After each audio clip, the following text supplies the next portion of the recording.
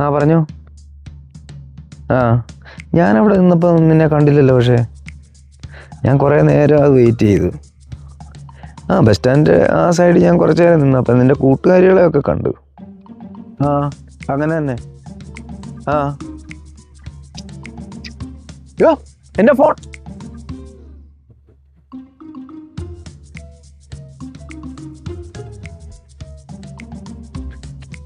എൻ്റെ ഫോൺ, എൻ്റെ ഫോൺ. ഞാൻ കള്ളനൊന്നുമല്ല. ഈ സമയത്ത് ഇതിലേക്കൂടെ മൊബൈലും വെച്ചുകൊണ്ടൊന്നും നടക്കരുത്. ഈ സ്ഥലം അത്ര ശരിയല്ല.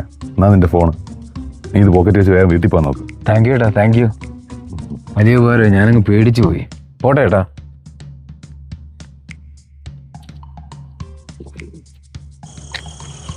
ഈ എണ്ണ തീരാൻ കണ്ട സമയം